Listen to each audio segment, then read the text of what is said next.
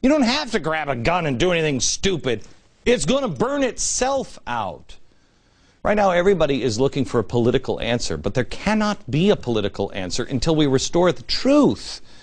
Remember, Whitfield before Washington. There's a lot to do. And we have to bring ourselves together because they're not going to give up. I mean, they're very well organized and they want revolution. We're not wanting revolution. We don't want fundamental change. We want change, but we want to change away from corruption and socialism and revolutionaries and our faith being decayed and our banks not being trustworthy and not being able to trust anybody on television and Islamic terror and sports stars and everybody else. Aren't there any good and decent people out there? You know the answer to that is yes. Yes. But there has to be a spiritual awakening first. These guys are enemy of my enemy is my friend. That's who they are. They'll unite with anybody. Anybody. That's the reason why the media has to destroy, Media Matters I should say, has to destroy the founders in Christianity. They can't have this guy be a good guy and a Christian. They can't have it. Because then all of this stuff goes away. You have to have Christians be a bigot. Look it up. Their court records. Our founders fought for the rights of other faiths. They fought against their own faith at times. Samuel Adams stood up and said, I am no bigot. I am no bigot. I will pray with any man. We need to demonstrate that, and we need to stand together. I found this verse over the weekend. This comes from Ecclesiastes. 2 are better than 1 because they have good reward for their labor. But if they fall, the one will lift up his fellow. But woe to him that is alone when he falleth, for he hath not another to help him up. Again, if 2 lie together, then they have heat. But how can one be warm alone? And if one prevail against him, 2 shall withstand him, and threefold cord is not quickly broken. What is this saying? What is it saying? It's saying we got to stand together. We have to keep each other's feet on the right path. There's a storm. And anybody who gets it has got to stand together. And we have to help each other. We have to heat each other. We have to warm each other. We have to build each other up. And if one prevails against him, 2 shall withstand. There is strength in numbers. There is a real Salvation Army being built right now. Call me a jihadist all you want. No one is going to strap bombs to themselves or pick up a gun. They don't have to. It's a fire that burns, and it will consume everything that is untrue. Faith in God. Faith in each other. Faith in the idea that Martin Luther King had. Equal justice and liberty for all. You know, we keep looking for George Washington. It's probably the most frequented question comes my way. Where's George Washington? Who is he, Glenn? Who is he? Who's going to be the president? I don't know. I don't know. But why should we expect to find him when we haven't built him? We've been busy going to the shopping mall. We've been busy believing the lies. We've been busy lying to ourselves. We've been busy doing all of this stuff. Let me tell you something. No success will ever, ever, ever be worth the failure in the home. Ever. We failed in our own families. So what are we going to do about it? You know there are 15 million people that watch this program? Oh, the whole audience that watches this program in a month, about 15. There's another 8 million that listen to my radio show. I wonder how many will stand up on 8/28. I will be at the Lincoln Memorial. I may be there with 10 people. I may be there with 100 people. I don't know. But I ask those 100 people to come and bring your child. I'm going to show you new role models. I'm going to show you people that are living it in their life every day. I'm going to show you people, we've torn down everything. It's time to build back up again. It's time to say, you know what, I don't care what the media says. I don't care what's happening in Washington. I'll go out and vote, and I'm going to stand guard for our Constitution. But I am not going to believe that there are no good people out there. I just need to see them. You know, when the Israelites put their tents up, they always put that front flap of the tent to face the Temple Mount. So when they open it up, they saw the temple. We're going to put people in front of you.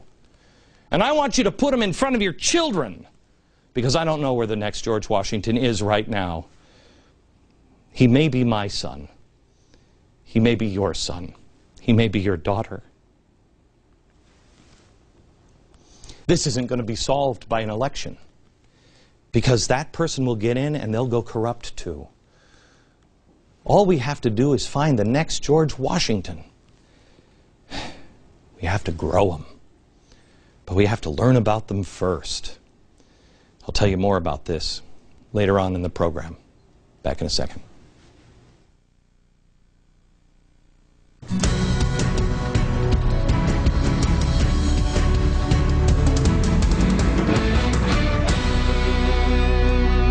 One of the biggest lies out there right now, I mean, it's hard to choose, but one of them is that the founders were a bunch of atheists and deists. All week in my free email newsletter, we will show you the role faith played in the founders' decision-making and why it's important for us to remember that and know it.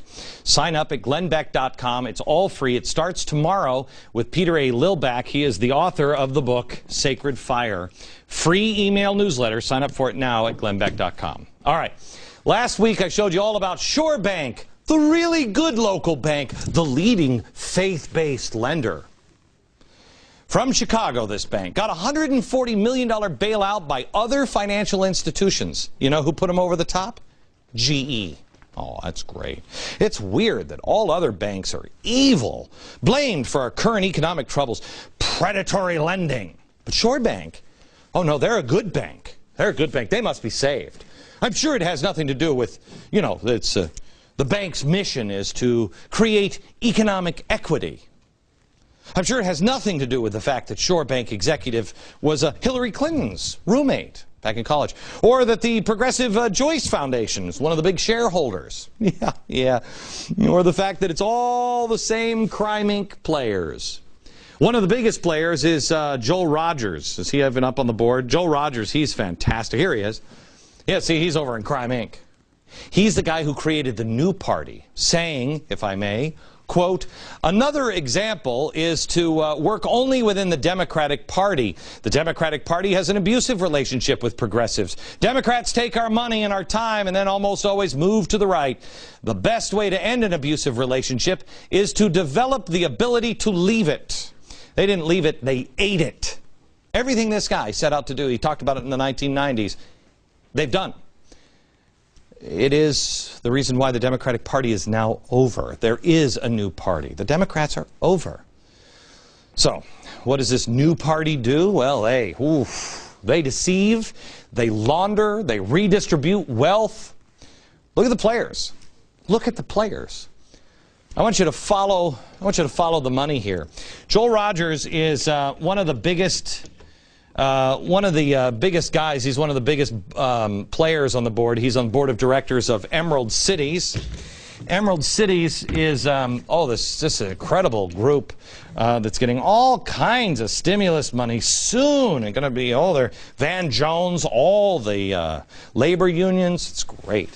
And then there's Efficiency Cities Network, led by Joel Rogers again, and his group Cows. Van Jones is in that one too.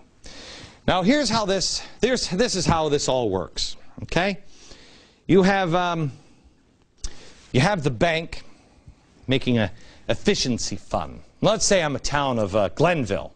Okay, I'm a little town or a college, Glenville College. Here's how the efficiency model works. Through the Energy Efficiency Fund, which is funded right here. This is the fund, big pile of money, Shore Bank right there. It's funded by private investors. We don't know who these people are. We have no idea. Can't get anything on these people. It's weird.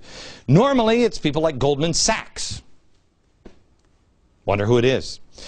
Also, it gets money through the federal government, through tax credits and stimulus goes in here. So private investors putting in, stimulus money going in.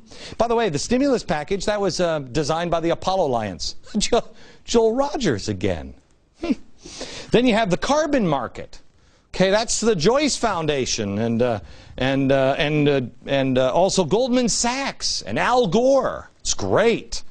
Now, it's great. If this is not a college, but it's your town, you're also paying in money. Yeah, the city right here, putting in money there, your tax dollars. Now, the Efficiency Cities Network, Joel Rogers, is offering to do all of the work themselves for you because they love you. They just want to green your city. They're going to pick the contractors because you're busy. They'll assign energy advocates on retrofitting process to begin the full service delivery. And in return, the city agrees to a shared energy savings agreement. Oh,